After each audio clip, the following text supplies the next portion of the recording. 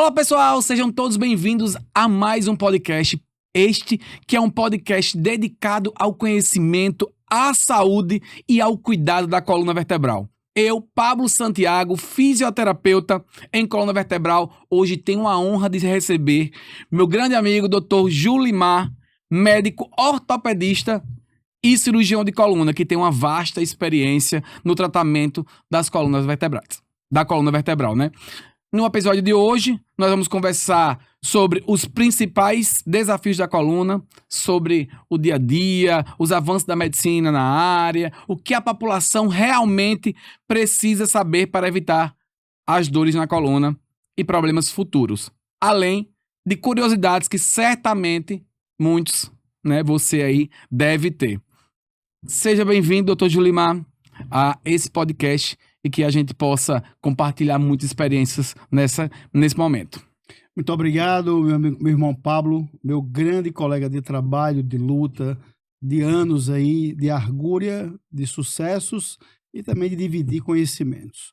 Pessoal, é uma honra estar aqui, convidado por Pablo, para tratar desse tema não, de vários temas, que envolvem a coluna vertebral, que com certeza a coluna e as suas acepções ou as suas problemáticas, as suas doenças, os seus mitos, os seus mistérios, as dúvidas que a população tem, com certeza é um dos temas que são mais palpitantes na medicina de uma forma geral, porque isso é de longa data, As doenças da coluna, ou enfim, as percepções de dor, os sofrimentos, vêm de longa data e isso assola toda a população. Da classe alta, a classe baixa, do mais baixo ao mais alto, do mais gordo ao mais magro, do negro, do branco, do amarelo, ou seja, ela não respeita nenhuma ordem social, étnica ou moral. Ela é uma patologia, a doença da coluna é uma patologia, é um problema que acomete a todos. Por isso que eu convido todos para depois participarem conosco nas redes sociais, mandando suas perguntas.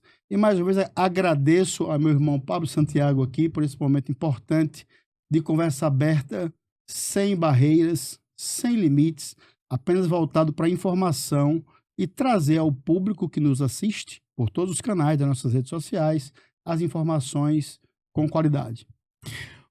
O que eu já vou trazer, assim, de dúvidas, acho que muitos gostariam de ouvir, porque aqui o senhor é referência nesse tratamento, nós já sabemos. Mas como é que tudo isso começou? Como é que você escolheu, se especializar em coluna? Rapaz, nunca ninguém me perguntou isso. Muito obrigado, isso faz parte da minha história. Quando eu fui fazer residência médica, eu optei por fazer ortopedia. E até então, como toda pessoa que está começando, obviamente não tem vivência e nem experiência. Daí eu comecei a fazer residência no hospital de base em Brasília, Fiz uns 2 meses, aí fui chamado para a USP de Ribeirão Preto, num sábado, então foi muito tumultuado e eu tive que sair correndo de Brasília, arrumei tudo no meu carro e fui para Ribeirão sem lenço nem documento. Eu tinha que me apresentar na segunda-feira. Cheguei em Ribeirão no sábado. No domingo, eu fui conhecer a USP, eu fui conhecer o serviço da ortopedia e passei visita com um grande amigo que, infelizmente, ele faleceu, que chama Dr. Daniel. Daniel me passou visita comigo e quando eu vi naquela época uma cirurgia de coluna, era uma escoliose, inclusive, era uma coisa para mim completamente diferente, uma coisa que eu nunca tinha visto na minha graduação. Eu já tinha visto ortopedia de várias formas, As fraturas, o politrauma do Valfredo Gugel, mas aquela cirurgia da coluna vertebral, que era uma escoliose, e na época o professor chamava, ainda é um grande professor Elton Defino. Eu me encantei com aquilo, me inspirei naquilo e disse, rapaz, eu não sei nem como é que vai ser, eu só sei que eu quero seguir esse caminho. Então a coluna surgiu na minha vida dessa forma, Na minha família não tem nenhum médico e na verdade foram acasos que se cruzaram e eu me apaixonei por danar dessa coluna vertebral, até hoje. Não quero me separar não, viu? Mas deixa eu aproveitar para perguntar, se não fosse a coluna, qual seria a área? Rapaz, se não fosse a coluna, eu ia inventar o espinhaço. Não, tô brincando. Eu sempre gostei mais de ortopedia porque, como eu sou um cara muito pragmático, eu sou muito manual. Até para falar, eu fico me expressando muito com as mãos. E eu sempre gostei do trabalho de atuação, o trabalho cirúrgico. Então, eu fiz estágio em algumas áreas e eu me envolvi na ortopedia, porque, à época, a ortopedia era muito carente aqui no nosso estado, apesar de já ter alguns ortopedistas muito bons, mas ainda existia uma demanda muito grande, né? Então, eu me apaixonei pela ortopedia. Então, assim, Júlio, mas se não fosse a coluna vertebral, qual uma outra área que você faria na ortopedia? Eu faria joelho, ou talvez cirurgia da mão, os dois que talvez mais me impressiona. A cirurgia da mão tem algo, vamos dizer assim, pragmático, né? Como é que eu diria? A relação de nervos e músculos mais ou menos com a mão, e o joelho, mais ou menos com a coluna, e o joelho é uma articulação também que ela é fantástica e que me encanta. Então, na sequência, primeiro coluna vertebral, segundo cirurgia da mão, terceiro cirurgia do joelho, se assim o fosse. Doutor, a coluna é realmente a maior causa de incapacidades que a gente tem hoje no mundo? Rapaz, infelizmente né? É assim, as doenças musculoesqueléticas, de uma forma geral, elas são a grande busca nos prontos-socorros. Então, as dores na coluna, de uma forma geral, né? Então, se denomina de dor no pescoço de cervicalgia, dor nas costas de dorsalgia e dor na coluna lombar lá embaixo de lombalgia. Então, essas dores, cervicalgia, dorsalgia e lombalgia, elas compõem o maior percentual de busca nos pronto-socorros, de uma forma geral, num pronto-socorro geral, não no especializado, né? E com isso leva realmente a grandes demandas trabalhistas, porque boa parte dessas doenças, elas não são incapacitantes no fato e na permanência, mas elas promovem um grau de dor que incomoda e que atrapalha muitas vezes o desempenho, tanto no trabalho e também até nas atividades escolares. Muitas crianças e adolescentes, nessa época de provas, né, de concursos, Enem, essas coisas, muitos têm muita dor. E na maioria que a gente vai discorrer durante essa conversa, pessoal, a maioria não tem doença, ainda bem. Imagina, 80% das pessoas que procuram consultório ter doença, então a população inteira seria doente. Na verdade, se for trazer o pormenor, se a doença é a perda do bem-estar, assim se considere doença. Mas não é aquela doença que a gente chama de que tem uma causa específica, como a gente chama de fisiopatogenia. Então, resumindo, a coluna vertebral, os problemas da coluna, de fato, é quem mais leva à busca do atendimento aos pronto-socorros de uma forma geral, os atendimentos de uma forma geral, e a maioria desses problemas leva a afastamento do trabalho, o que causa, em última instância, um grande prejuízo para as nações, né? Normalmente a dor na coluna ocorre em pessoas produtivas, adultos e jovens, também tem doença no idoso, mas essas pessoas produtivas deixam de produzir.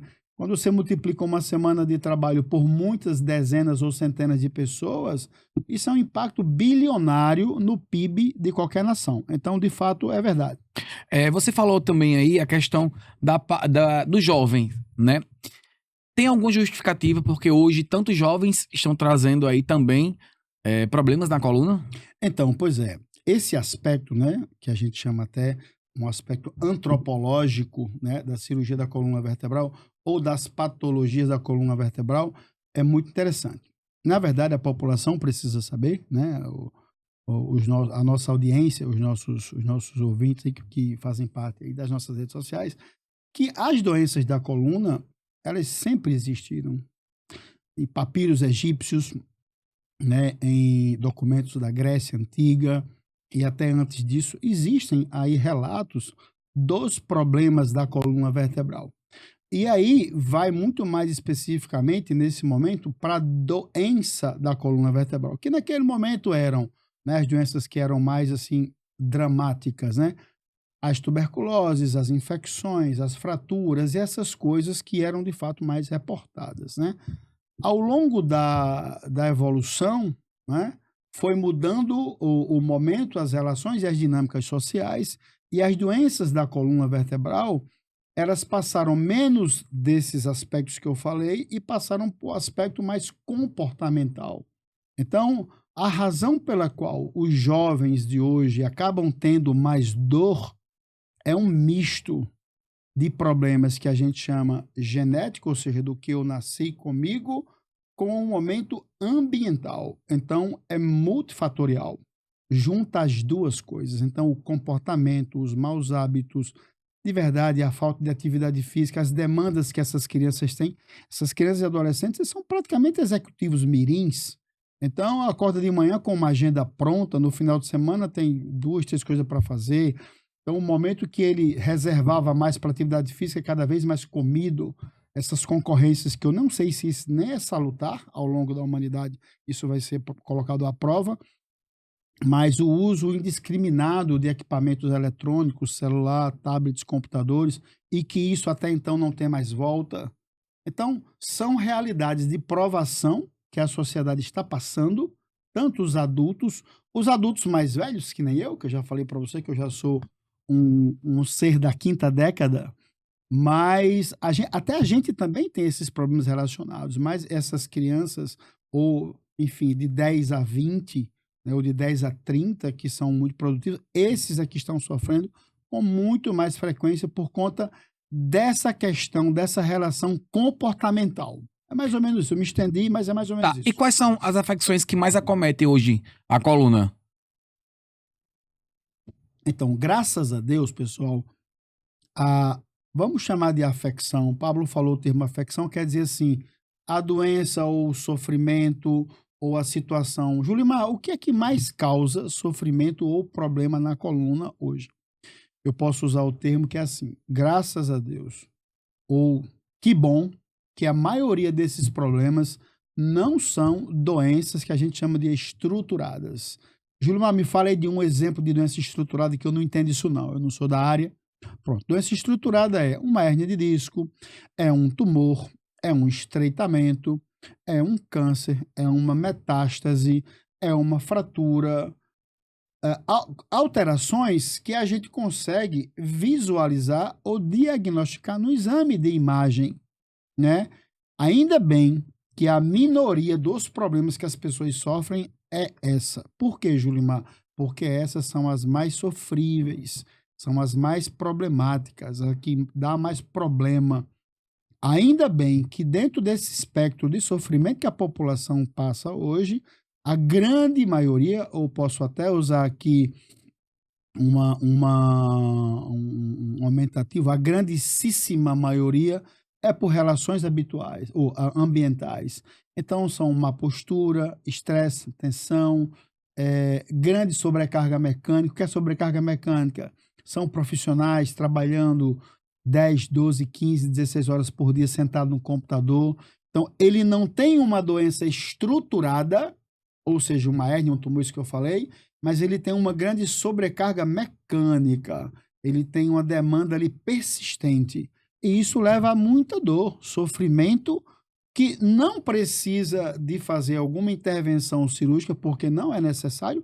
Eu não tenho a minha anatomia, não tenho a minha estrutura ruim, mas eu não estou funcionando bem. Eu estou sofrendo, eu estou incapaz de fazer as coisas, incapacitado, eu estou atrapalhado no meu ambiente, eu estou, às vezes, irritado porque eu não trabalho, porque dói, e dói, eu não consigo trabalhar, e vira um ciclo de vai e vem, que é bem difícil de desfazer. E muitas vezes os pacientes falam assim, doutor Pablo, me ajuda, pelo amor de Deus. Doutor Pablo vai lá, tenta fazer as coisas. Doutor Gilmar, me ajuda, eu vou lá, tento fazer as coisas. Mas a ambiência dele, de onde ele nasceu, de onde veio o problema, continua o mesmo.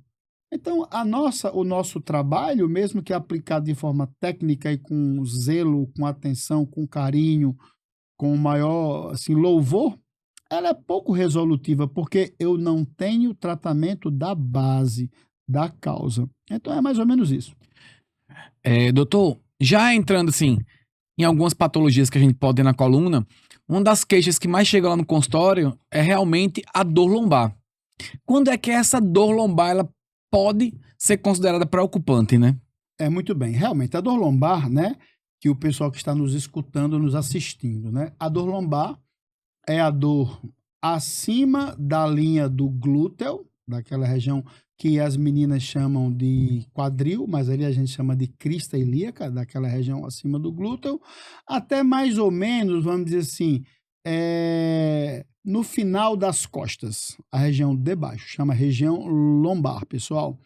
Então, a região lombar, ela é uma região muito acometida, muito sofrida, porque ela faz parte de um momento de transição de movimento, que é o tronco, a coluna, com a bacia e as pernas. Então, naquela região, existe ali uma dobradiça, um mecanismo, né, de dobra e flexiona, estende e flexiona, fora também os movimentos rotacionais.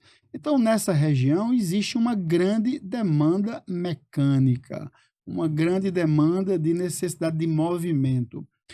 Essa demanda, que é diária em todos os movimentos, desde você jogar um futebol, a você pegar o seu menino que está recém-nascido num berço, a você trabalhar como médico, como fisioterapeuta, advogado, juiz, agricultor, qualquer movimento, qualquer trabalho, você usa esse eixo de forma, muitas vezes, até mais sobrecarregada. Isso associado às questões ambientais é quem dá muita dor na lombar. Mas, Julimar, bora lá. Mas você perguntou para mim, Pablo, e quando é que eu devo me preocupar com isso? De uma forma geral, respondendo de uma forma mais ampla para uma mais específica, é assim: se a dor atrapalha o seu hábito de vida, a sua relação pessoal, a sua relação no trabalho, a sua relação social, se a sua vida pessoal está incomodada, atrapalhada, já é preocupante. Mesmo que não seja ainda nenhuma doença estruturada. Sim. Porque você está sofrendo e você está desinserido do seu meio, né? E aí você procura um profissional, né, para fazer uma avaliação. Normalmente, essa porta de entrada são várias. Ou você vai num personal, ele faz lá um trabalho de educação física, de alongamento, ou você vai no fisioterapeuta, ou você vai no ortopedista, ou vai no neurocirurgião, ou vai num especialista em coluna. Ou seja, essas portas vão andando, vão se estreitando e chega na gente, especialista em coluna. Aí a gente avalia. A grande maioria, como eu já falei aqui, estou repetindo, a gente já vê de cara que, mesmo que sofrível, mesmo que limitando, a gente já vê de cara que não é uma patologia ainda bem complexa, ou seja, que vai trazer grande sequela ou problema. Aí normalmente a gente avalia, faz um exame físico e pede um exame chamado de ressonância. E a grande maioria das ressonâncias vem com três palavras que as pessoas têm muito medo. E esse momento eu chamo a atenção que é muito importante. Protrusão discal, abaulamento discal, desidratação discal. Eu vou botar a quarta. Doença degenerativa discal. Pessoal, praticamente é a mesma coisa para explicar o mesmo fenômeno, que é o disco desgastado, que é natural para mim, Julimar, que tem 50 anos, para Pablo, que é mais jovem, mas tem 47, tô brincando, Pablo tem poucos anos. E para pessoas de 20... Tenho 38 ainda, mano. 38, Pablo? Então, pessoas que têm 20, que têm 30 anos, não é uma doença só das pessoas mais velhas. Esses discos se desgastam a partir até dos 20 anos ou até antes disso. Muito bem, então, de uma forma geral, é isso. E quando é que fica, de fato, assim, preocupante ao ponto de, assim, rapaz, isso aqui vai ter que fazer uma cirurgia ou uma intervenção mais apurada? É quando essa dor desinseriu a pessoa do seu meio. O tratamento que o Dr. Pablo, fisioterapeuta, os colegas de outras áreas aplicaram, não resolveu. O paciente, o cliente, o amigo fica nesse ciclo de reentrância de dor, não melhora de jeito nenhum, depois de várias tratativas e tentativas, e o diagnóstico é ou isso que eu falei, ou é uma hérnia, ou é alguma coisa, aí vai virar cirurgia, que é alternativa para a solução de um problema que foi insolúvel, não resolvido até agora. Mas essa é a minoria, graças a Deus, menos aí de 20%, enfim. A maioria é tratamento conservador. Muitos pacientes que vêm com dores lombares, com queixa de dores lombares, eles também nos trazem algumas características de irradiação, dores irradiadas para membros inferiores, que a gente já entende um pouquinho que pode ser a compressão do nervo ciático por diversos fatores. E aí eu queria que você pudesse explicar um pouquinho o que é o nervo ciático, né? Muito bom. Essa pergunta, Pablo, é muito boa porque é assim. Todo nervo ciático é uma dor... Perdão. Toda ciática Vou refazer aqui a expressão para o pessoal me entender. Toda ciática é uma dor que se mostra como sendo uma dor que sai do glúteo, né, da bunda, do glúteo, para a região posterior da coxa, desce pela perna e vai até o pé. Então, isso é uma dor ciática. Mas, veja que coisa interessante, nem toda dor desse jeito que eu narrei é por conta de hérnia de disco, é por conta de compressão do nervo ciático. Então, existe a dor clássica ciática, que é a compressão de um nervo que nasce na coluna vertebral, a junção de vários nervos que juntam e formam um grande nervo grosso, um nervo espesso que chama nervo ciático. Então, quando esse nervo é comprimido por qualquer razão, ou por uma hérnia de disco, ou por um tumor, ou por um cisto, estenose, que a gente chama, que é estreitamento, ou alguma outra razão, alguma outra coisa oriunda, quando esse nervo ele é apertado, ele é comprimido, ele é estreitado, essa dor irradia, chama dor ciática. Mas tem muitas pessoas que têm, a gente chama de ciática simile, é semelhar ou semelhante à ciática, mas muitas vezes não é ciática. Jurema, e por que que existem outras síndromes parecidas? Existem vários de diagnóstico diferencial. Tem doença que a gente chama dor da sacroiliaca, que simula uma ciática. Tem síndrome do piriforme, que simula uma ciática. E muitas vezes outras alterações que a gente chama cutâneas, que simula ciática. Então, teve essa dor ciática falada, pessoal. Por que eu estou falando isso? Porque se você tiver uma dor ciática semelhante a essa, a primeira coisa é, não se desespere. Pode não ser nem compressão de nervo, pode ser outras coisas. Então procura um profissional competente que vai fazer uma avaliação e vai fazer o que chama de diagnóstico diferencial. Diferenciar se é uma coisa ou outra. Então, apesar de ser temido, falado, o ciático e a hérnia, eles é marido e mulher mal falado, certo? Eles andam junto. Quando o cara acha que tem uma hérnia, acha que é problema, e não é. E quando tem uma ciática, acha também que é problema, e não é. Os dois problemas, eles podem ter um tratamento simples, conservador, como a gente fala. Julimar, quando na avaliação clínica, é uma curiosidade minha, um paciente chega lá relatando dores ou até mesmo formigamento, dormência de membros inferiores, que a gente suspeita que possa ser um diagnóstico, né, com lesão do nervo ciático, existe um teste clínico que vocês realizam, não tem? Que teste é esse? E aí, só para eu poder esclarecer, que eu acho que tem um teste que faz um alongamento, não faz? Chama teste de Laseg. Pronto, o teste de Laseg. Laseg. Eu vou explicar isso aí. Assim, bora lá. Se a pessoa tem dormência nas duas pernas, ou se a pessoa tem formigamento ou dor nas duas pernas, deixa de ser ciática. Passa a ser ciática quando é unilateral, de um lado só. Então, o conceito de ciática é esse. E como é que funciona? Como eu já falei, o nervo ciático, que é um nervo espesso, grosso, é como se fosse até um cabo elétrico. Quando ele está espremido, apertado, ele inflama e a dor desce para a perna. Muito bem. Como é que faz a prova dos 9? O Laseg é a prova dos 9 da matemática. Eu vou estimular uma coisa que já está espremida. Como é que eu faço isso? Tem várias formas de fazer o Laseg, mas o mais habitual. Pego o paciente, coloca ele deitado, né? Em posição de sentido, mas deitado. Pega a perna a qual ele sente dor, gentil e levemente vai levantando a perna, porque chega uma hora, pessoal, que a função é estirar o nervo, provocar um estiramento. Esse nervo, quando ele estira, ele dói, que não é que nem a molecha, não, é mais. Então, se faz grosseiramente, esse coitado desse paciente vai sair do consultório sofrendo muito mais do que o que entrou. Então, tem que ser gentil e cuidadoso. Então, o teste de Laseg é a contraprova para provar que, de fato, ele tem uma irritação do nervo. Nesse momento, quando o teste de Laseg é positivo, a chance de ter compressão do ciático aumenta escandalosamente. E é assim, é uma coisa assim, um Laseg positivo é tipo assim, rapaz, isso aqui, alguma coisa está comprimindo esse nervo, eu não sei nem o que é, eu só sei que tá, certo? Na verdade, eu queria que você respondesse essa pergunta para que eu pudesse esclarecer para os amigos fisioterapeutas que atuam de forma generalista e não entendem muito da realidade da coluna vertebral para entender que pacientes com dores que a gente sabe que possa ser o nervo ciático, a gente não realiza alongamentos em membros inferiores. E aí está meio que uma prova, porque o teste de Lassègue é exatamente isso. No momento em que a gente faz a extensão e faz esse alongamento, e o paciente ele relata realmente dor, e a gente vê uma característica positiva, a gente também não vai estar tentando reabilitar, realizando um alongamento.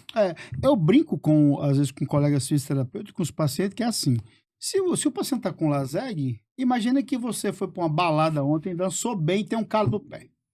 Vamos tu vai botar um sapato para dançar hoje de novo? Dê um tempo, vamos deixar esse calo melhorar, deixa isso melhor, que depois você dança. Então, se você está com Lassègue positivo, evite alongamentos mais exacerbados ou mais, assim, como é que eu diria, com mais vigor, porque vai provocar dor. Você não vai provocar um dano, não vai deixar a pessoa lá com uma sequela, mas vai ser tão doloroso que não vai ser uma boa experiência. Sim. Então, a nossa missão como médico, como fisioterapeuta, a primeira é acolher, a segunda é confortar. A gente trata pouca coisa, mas acolher e confortar é a nossa missão número 1.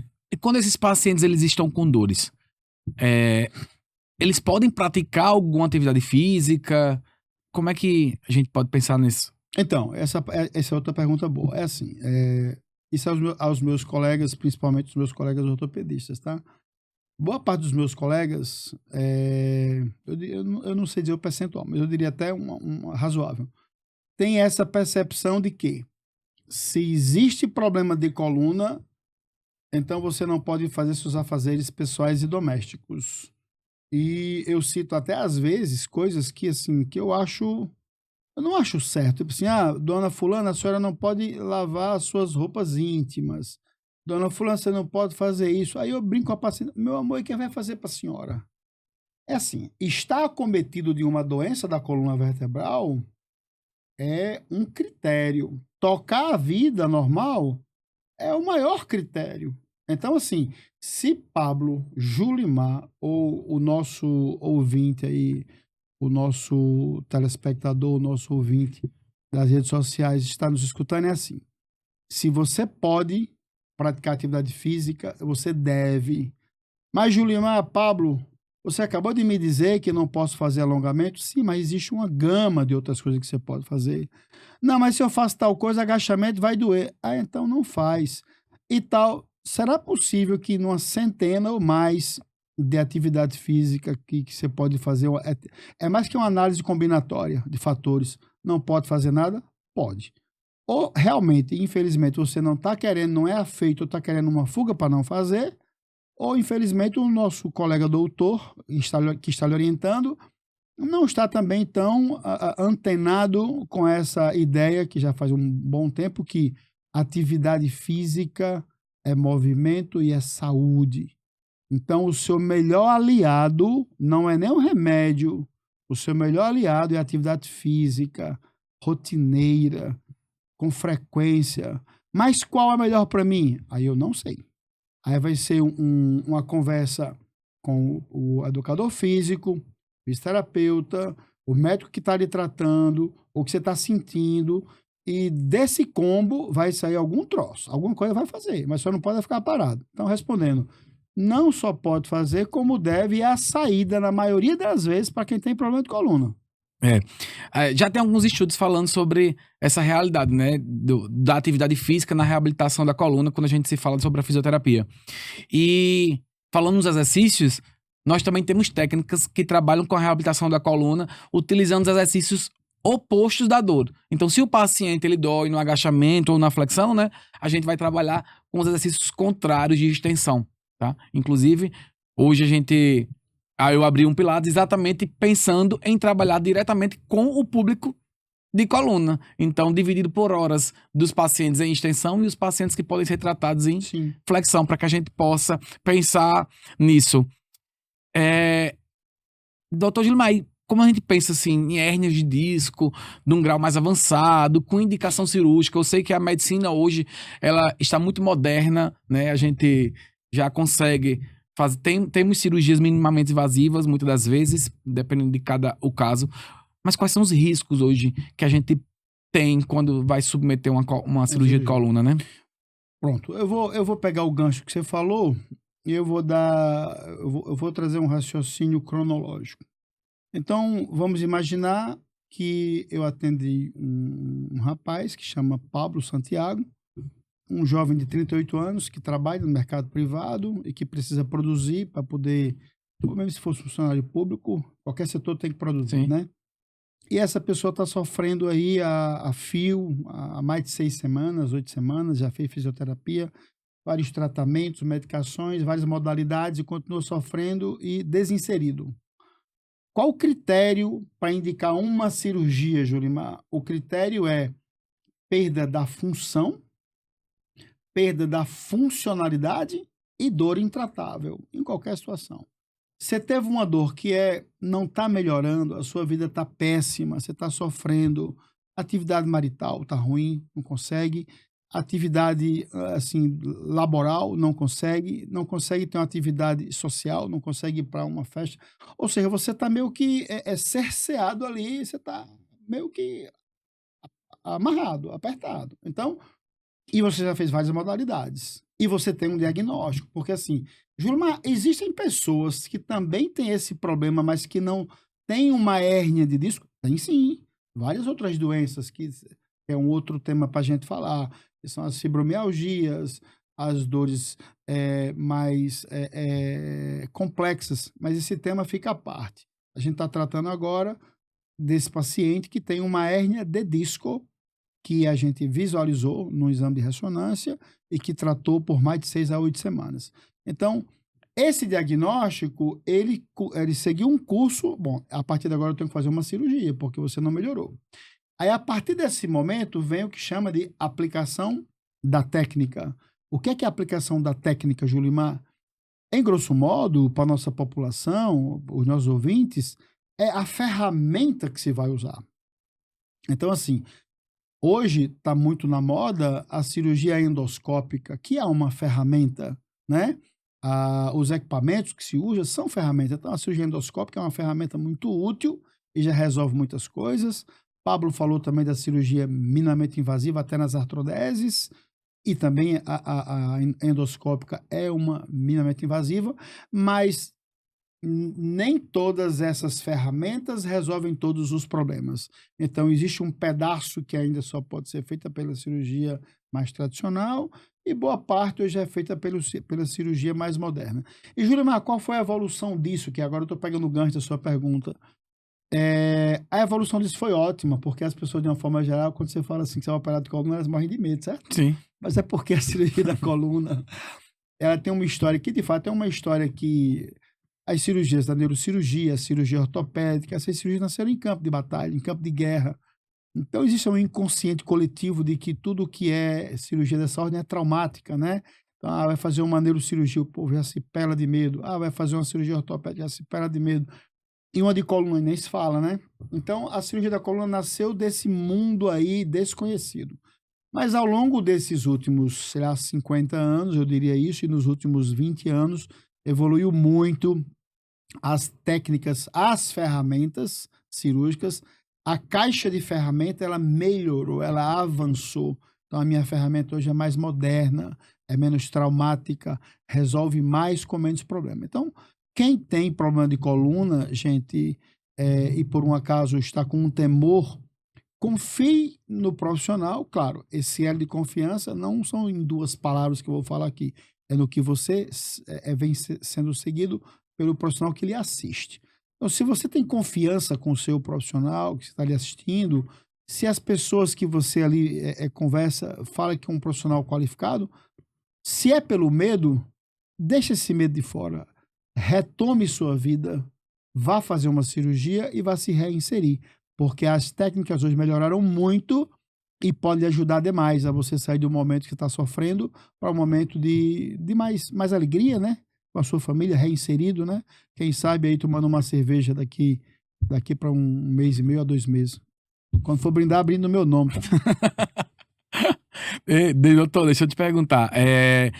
Quanto à recuperação, assim, fez a cirurgia, paciente vai para casa com quanto tempo, dependente de qual seja a cirurgia, que a gente sabe que vai ter uma cirurgia de escoliose que é bem maior, uma cirurgia menor, mas vamos pensar assim, o paciente ele retorna para casa com quanto tempo, e com quanto tempo em média ele já começa a realizar suas atividades diárias, quanto também a do ambiente de trabalho, suas atividades físicas. Pronto. Acho que seria algo interessante a gente compartilhar. Muito bom. Eu vou fazer aqui, eu vou criar mais ou menos um paciente o mais habitual. A doença ou a patologia mais habitual, que acomete com mais frequência, é a danada dessa hérnia de disco, de uma forma geral. Ou a protrusão foraminal, que são os nomes, né? Ou ali a compressão do nervo, ou uma danada de uma hernia extrusa. São todos termos técnicos, gente, mas no final das contas, para vocês entenderem, alguém está machucando o meu nervo. Alguém está fazendo com que eu sofra e esse alguém que eu digo é a doença, né, gente? E que eu não estou melhorando. Então, eu vou tomar uma providência, que essa providência é uma cirurgia. E a cirurgia mais comum para isso daí é o que a gente chama de descompressão. Descompressão, como o nome já diz, é você ir lá e alargar um espaço, descomprimir. Então, uma descompressão da sua sala é você pegar o sofá, botar tudo para os cantos e limpar a sala. Ele está aberto, é um vazio, você vai estar andando, transitando facilmente. Na coluna, a descompressão é você ampliar um espaço, que a gente chama de forame, ou vulgarmente, para vocês entenderem, um buraco por onde passa um nervo. Então, a descompressão é ampliar ou tirar algo que está no caminho. Muito bem. Essa descompressão ela pode ser aberta, que são as dissectomias abertas, que até hoje ainda é muito praticada e é padrão ouro. Ao longo dos últimos anos, mesmo que a endoscópica é muito promissora e tem o valor dela, mas a cirurgia aberta ainda é muito praticada e muito resolutiva. E a outra é a descompressão endoscópica. Então, essas são, vamos dizer, as duas modalidades que mais existem. Então, em uma e em outra, as diferenças são muito poucas no resultado final. O que tem de diferença na endoscópica talvez, vamos dizer assim, um pouco mais de uma recuperação mais imediata, enquanto que numa cirurgia aberta, o paciente vai para casa, vamos dizer assim, com um dia, mais ou menos. Na endoscópica, ele pode ir até no mesmo dia, mas habitualmente o pessoal tem até deixado para dar alta no outro dia. Então, assim, o resultado, entenda, aquilo que eu falei, eu tenho uma cirurgia que eu faço com a ferramenta X e outra com a ferramenta Y, mas não importa se é endoscópica ou se é aberta, essas duas ferramentas ela tem que dar o mesmo resultado. Então não adianta, vou fazer endoscópica, assim vai dar o mesmo resultado. Não adianta. Vou fazer aberta porque é melhor que endoscópica. Não adianta. Se as duas têm que dar o mesmo resultado, né? Então, uma cirurgia aberta e uma endoscópica, a diferença de uma para outra é, assim, horas de alta hospitalar. Essa pessoa vai para casa. A recomendação, de uma forma geral, é que um mês, mais ou menos, ela volta já a fazer alguma atividade física, já volta a trabalhar, se reinserir, entendeu? É óbvio, evitar os excessos, né? Não tem uma regra básica, um retângulo perfeito, mas no geral com um mês mais ou menos volta a fazer vai fazendo uma reabilitação. Gilmar, com quanto tempo começa a fisioterapia? O mais rápido que puder. Na semana que vem, começa a fazer uma fisioterapia, né, com a equipe qualificada, vai fazendo, com um mês volta ao trabalho, aí vai sentindo, Gilmar, eu sou funcionário público, quando eu trabalho, eu sofro muito, que eu tenho que fazer isso, e aquilo, e aquilo, e aquilo, e aquilo, e muita gente tem, cada um tem os seus pormenores. Aí vai ajustando, porque não tem uma regra perfeita para todo mundo. Mas, no geral, com um mês dá para voltar a trabalhar e começar a produzir.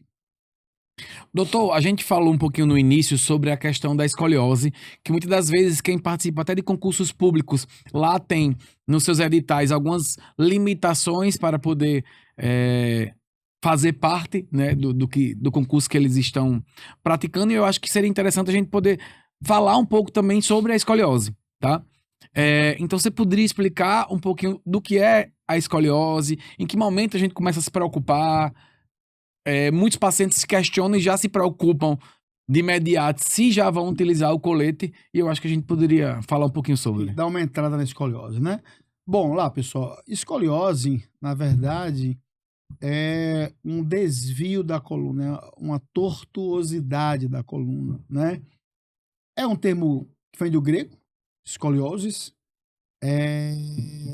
mas traduzindo aqui para nossa prática, é um desvio de frente quando você olha para uma pessoa ou de costas, você percebe que a pessoa está desviada do eixo, ou seja, tem uma cintura, uma mais cavada, uma mais reta, uma omoplata que chama, né, de par, uma mais alta, outra mais baixa, ou de frente, na mama das meninas, uma mama menor, outra mama maiorzinha, nos meninos, as costelas, elas ficam meio que rodadas, enfim, alguma assimetria, algum desvio, um ombro mais baixo, um ombro mais alto, enfim, algum desvio. Não quer dizer, pessoal, se acalmarem, que todo desvio que tem no corpo é escoliose. Não é, porque nós não somos um deus grego, apenas o perfeito é a escultura de Michelangelo. Nós todos temos problema, pelo amor de Jesus. Graças a Deus que temos. Então, a escoliose é uma condição dessa que eu falei, mas nem todo mundo que tem desvio quer dizer que tem escoliose.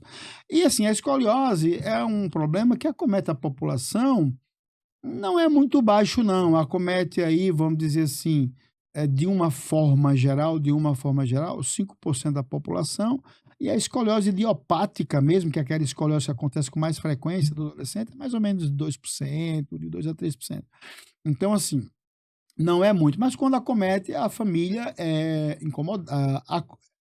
quando acomete a família, incomoda o todo, o entorno, porque ainda tem muito mito, né? Mito também e discriminação, né? Assim, infelizmente, hoje, as pessoas com todas essas questões de conversa, de campanha de divulgação e de orientação e tudo, as pessoas ainda conseguem fazer bullying, essas coisas, e discriminar. Enfim, mas eu tenho fé que a gente vai melhorar. Então, assim, isso envolve a família fica lá muito preocupada. Então, Julimar, e qual é a preocupação da escoliose? A preocupação da escoliose, quando é que a gente deve se preocupar? Primeiro, a gente deve cuidar.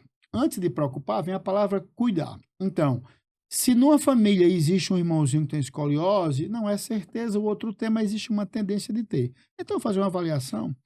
Aí tá virando adolescentezinha, a mocinha tá criando lá o broto mamário, os pelos pubianos, o rapazinho também tá criando o desenvolvimento lá da genitália. Esse momento é o momento de ficar com atenção, porque tá desenvolvendo e é quando essa escoliose começa a aumentar um pouco.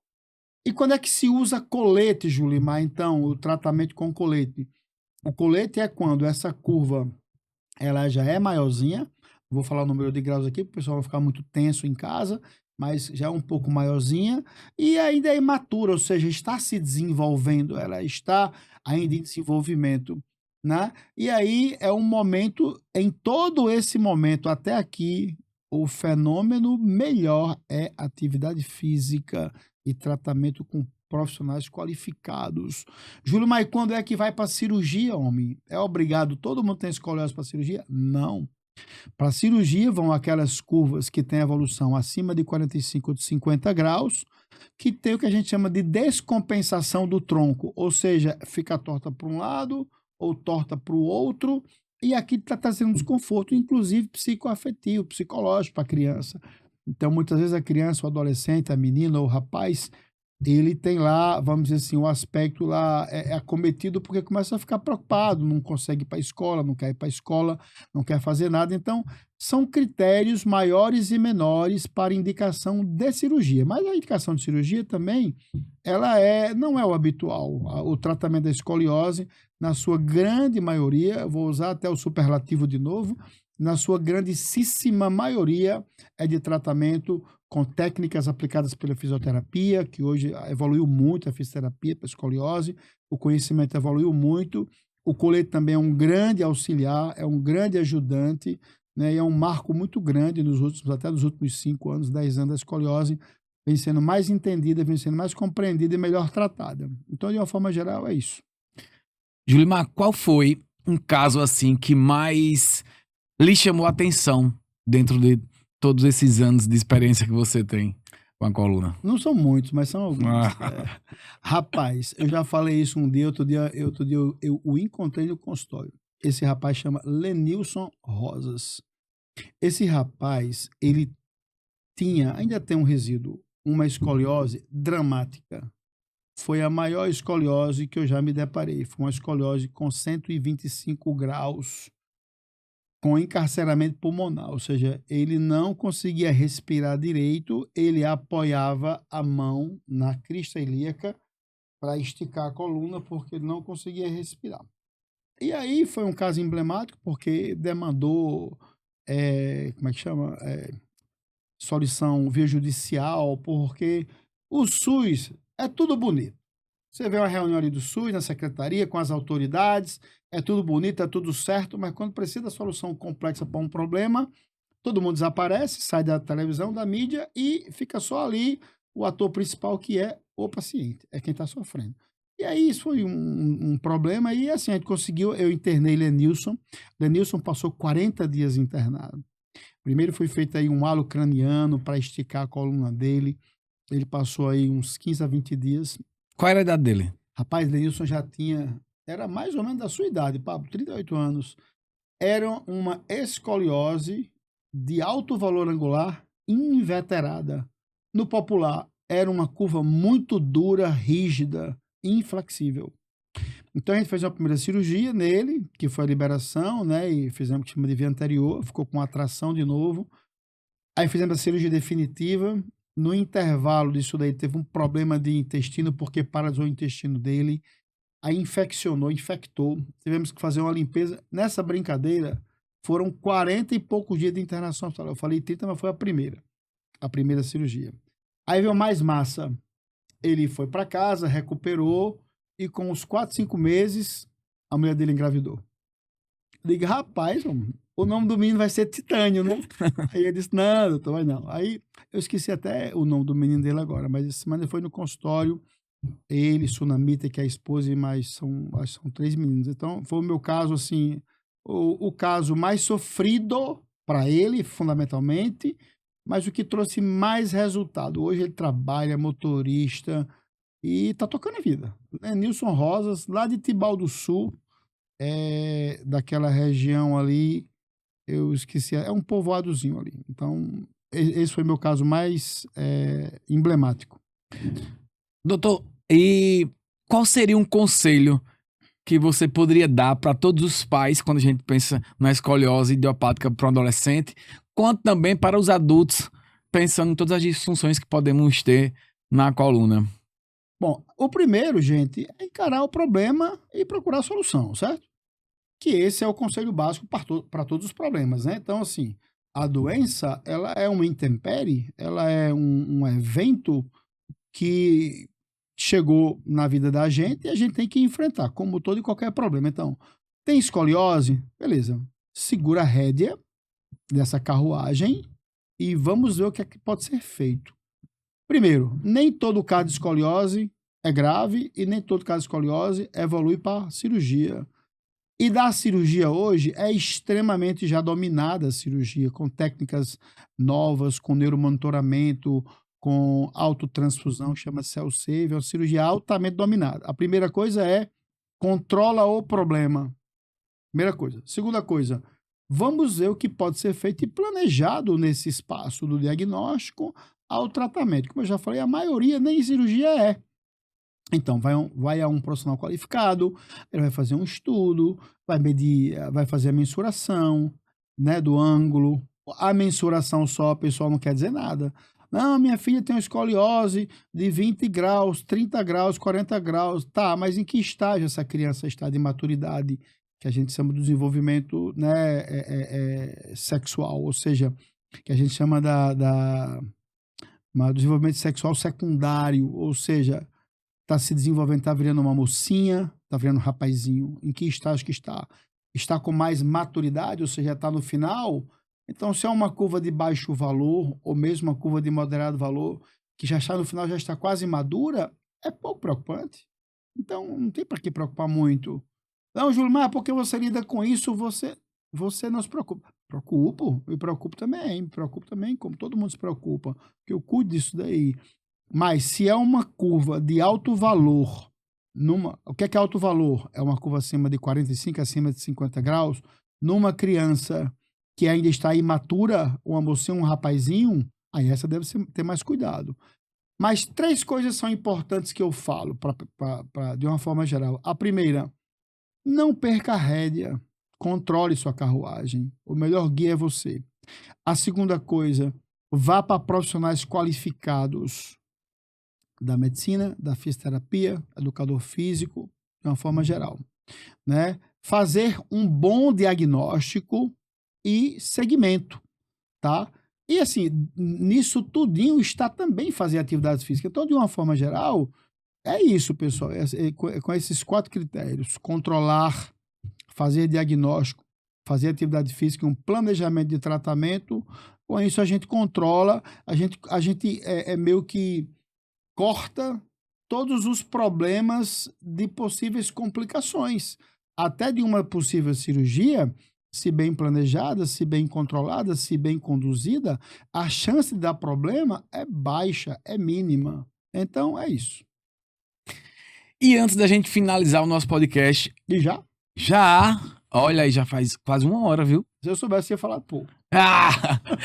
E antes da gente terminar, diga ao pessoal que está assistindo onde eles podem te encontrar.